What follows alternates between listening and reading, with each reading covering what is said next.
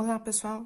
Vamos dar início ao nosso segundo conteúdo deste réu.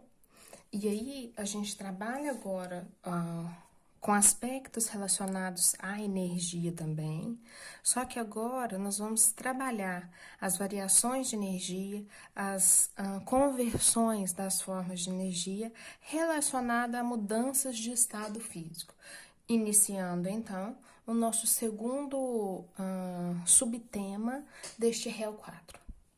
Para a gente começar a tratar de mudanças de fase, de mudança de estado, vamos considerar aqui, de maneira semelhante ao que nós já fizemos em alguns vídeos anteriores, 3 sistemas separados, em que essa partezinha rachurada aqui representa uma superfície qualquer, e sobre essas 3 superfícies, descritas como sistema 1, sistema 2 e sistema 3, nós vamos colocar 3 recipientes fechados, de igual tamanho e igual capacidade.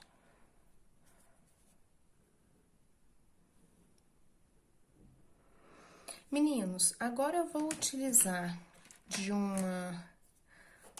dadozinho de uma esferazinha que representa pra gente uma espécie química qualquer.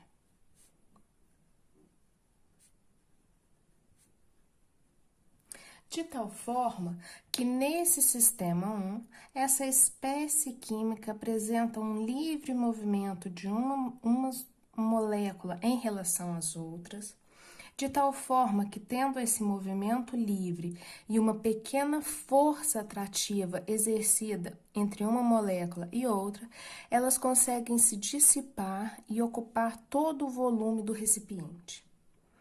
Para a gente fazer a variação da descrição de um estado físico para outro, nós vamos trabalhar essencialmente com 2 forças que se contrapõem. Uma primeira força eu vou chamar de forças de movimento, que são descendentes, obviamente, do parâmetro cinético da energia relacionada ao movimento que essas moléculas, que essas espécies químicas apresentam.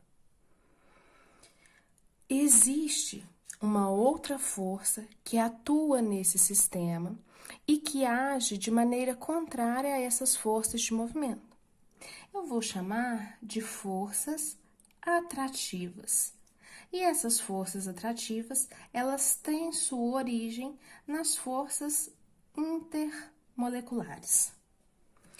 De maneira esquemática, de forma bem simplista, essas 2 forças, à medida em que uma aumenta, a outra necessariamente tem que diminuir. Logo, nesse nosso sistema 1, em que as moléculas poucos exercem um efeito atrativo umas sobre as outras, quem deve predominar, obviamente, devem ser forças de movimento. Eu vou considerar aqui o meu sistema 3, que descreve para essa mesma espécie química condições diferentes, de tal forma que, sob essas condições diferentes, as espécies químicas agora se concentram uma ao lado da outra, garantindo uma estrutura altamente organizada, em que as forças de movimento agora são bem baixas. Obviamente que existe um movimento natural das espécies, um movimento vibracional que é intrínseco a cada espécie química, mas aquele movimento de uma espécie em relação à outra, ele fica muito, muito baixo. Se a força de movimento, que antes aqui era bem proeminente, bem alta, agora ficou pequena, então o segundo tipo de força deve aumentar. Porque se uma desce, se uma é pequena, a outra tem que necessariamente ser alta. Então, neste caso, as forças atrativas é que predominam, o que faz com que uma espécie atraia de maneira muito intensa e muito forte as suas espécies vizinhas, garantindo o arranjo altamente organizado, típico de um estado sólido, em detrimento àquele estado de alta movimentação, de desordem, que é típico daquela fase que a gente descreve como fase gasosa. Agora, como a espécie química mesmo, vamos descrever aqui, nessa hipótese 2, uma situação em que forças de movimento e forças atrativas estão mais ou menos balanceadas, de tal forma que não existe o rigor de localização que a gente observa na fase sólida. Contudo, não existe o movimento exagerado que é observado na fase gasosa. Eu não tenho uma forma, um formato definido como eu tenho no sólido. Lá, nesse estado 2, o líquido, por conta da existência de forças de movimento superiores à do sólido, ele consegue ocupar todo o volume do recipiente. Contudo, as forças atrativas mais intensas que aqui no gasoso, elas fazem com que o líquido não possa se desprender e não tenha nenhuma atração entre eles. Aqui, então, a gente tem forças de movimento, que eu vou colocar aqui 1, enquanto as forças atrativas também tem 1. De tal forma que, descritos nessas condições, eles ficam mais ou menos balanceados. Para a gente poder entender, meninos, vamos supor que, em um determinado sistema, o somatório das forças de movimento e das forças atrativas resulte em 10 unidades de força. Se eu quero descrever no meu sistema hipotético as forças de movimento para o estado gasoso, eu poderia mencionar que ela tem um somatório de 7 unidades de força. Se o total são 10, obviamente que as forças intermoleculares têm que se mostrar menos intensas e então tornam-se responsáveis por 3 unidades de força. Olha, aqui é o contrário. Seria como se as forças atrativas tivessem um somatório de 8 unidades de força, em detrimento a 2 unidades relacionadas à energia cinética, ao parâmetro cinético ou à força de movimento. Nessa fase líquida, nós temos mais ou menos um estado balanceado, sem que necessite ser 5 e 5. A gente pode trabalhar, por exemplo, com 6 e 4. E aí eu tenho forças que mais ou menos estão balanceadas em um esquema simplista que ilustra isso que nós acabamos de descrever. Agora, meninos, se a gente já sabe, se a gente já considerou que as forças de movimento são provenientes da energia cinética, não é surpresa que a temperatura do sistema tenha um reflexo bem importante sobre o estado de agregação das partículas. E mais, a gente pode ter uma relação quase que direta relacionada ao fato de que, se eu aumento a temperatura de um sistema qualquer, isso implica que nesse sistema existe um aumento da energia cinética, que é aquela relacionada ao movimento. Se eu aumento a energia cinética, eu aumento também aquelas forças que nós falamos que eram as forças de movimento. Se eu acredito que eu aumento as forças de movimento, necessariamente nessa situação, nós teremos uma consequente diminuição nas forças atrativas, que possibilita uma maior desordem em relação ao sistema sólido. Agora, pensem, se pela variação da temperatura eu posso variar todos esses parâmetros, não é surpresa que eu possa muito bem transitar entre um estado e outro por mero incremento de temperatura. Então, eu posso muito bem sair desse estado sólido e adicionar um aquecimento, adicionar temperatura, fornecer energia cinética e força de movimento e converter aquele estado sólido no estado líquido. Por outro lado, eu posso também passar agora desse estado líquido descrito no sistema 2 e, por intermédio de aquecimento também, passar para o estado gasoso. Ó, eu vou apagar a setinha de cá, porque como eu coloquei aquecimento, o aquecimento pode ser só nessa direção. Posso mais, meninos, a gente pode sair daqui e retornar para o estado sólido. Só que aqui agora, ao invés de fornecer calor, nós temos que tirar calor. E os processos, eles acabam tendo nomes bem conhecidos. Por exemplo, se eu quero pegar uma porção sólida e converter essa porção na fase líquida, eu tenho um processo que a gente descreve como fusão. Ah, não, mas eu não quero esse, não. Eu quero pegar a fase líquida que eu formei, continuar fornecendo incrementos de temperatura, de tal forma que eu consiga evaporar a parte líquida.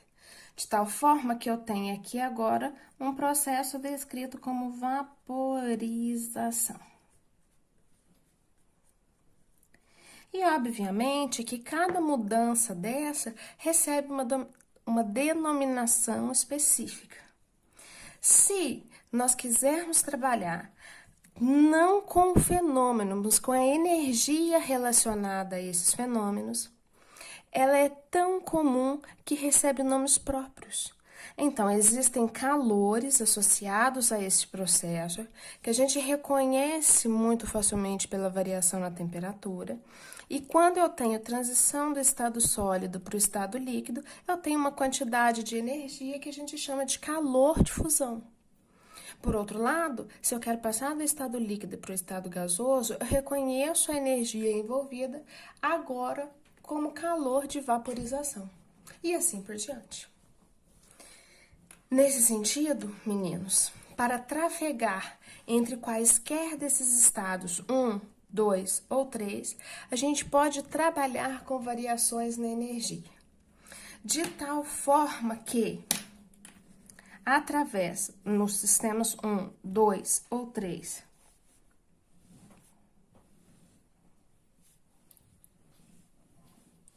através de variações na energia, eu posso observar dois eventos separados, dois eventos que são complementares. Um primeiro evento que eu observo quando continuo fornecendo energia na forma de calor para o meu sistema, que é a energia que será usada para alterar ou para modificar a temperatura.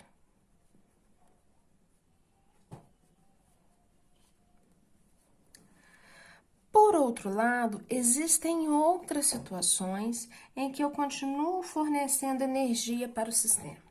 Continuo fornecendo energia, mas eu não observo qualquer variação na temperatura. Eu continuo fornecendo energia, contudo, a temperatura se mantém constante. E quando eu tenho essa situação descrita pela constância da temperatura, mesmo com incrementos de energia, significa que eu estou promovendo exatamente a transição de fase.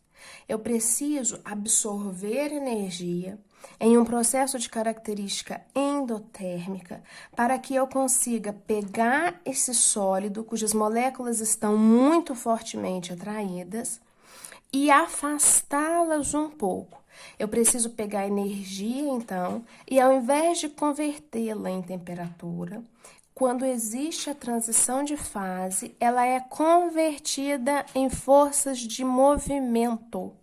E sendo convertida em forças de movimento para aumentar o distanciamento intermolecular, como no caso 2 e no caso 1, não existe qualquer variação na temperatura, enquanto coexistir em equilíbrio duas fases diferentes. Nesse sentido, nessa hipótese 2, nós temos que incrementos de energia, neste caso, eles são usados, ou a energia é usada para superar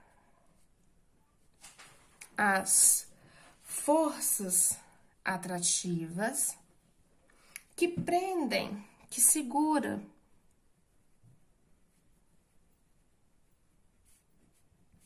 que prendem ou que mantêm uma molécula a outra, ou que mantém uma molécula próxima a outra.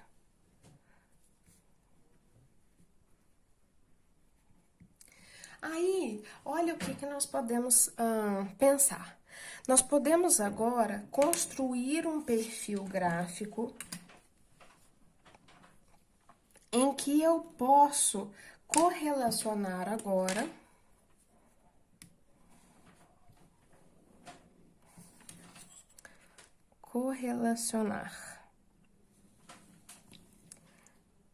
os efeitos observados na temperatura quando eu tenho fornecendo para esse sistema energia constante na forma de calor, avaliado aqui em kJ.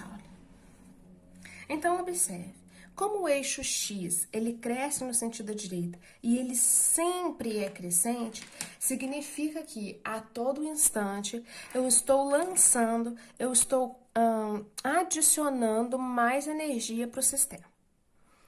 Vamos considerar, em uma hipótese qualquer, que nós partimos aqui de uma quantidade de energia nula e que nós temos aqui o eixo de temperatura que está lá em menos 50. De tal forma que quando eu inicio o fornecimento de calor, o primeiro passo que eu tenho é variação de temperatura.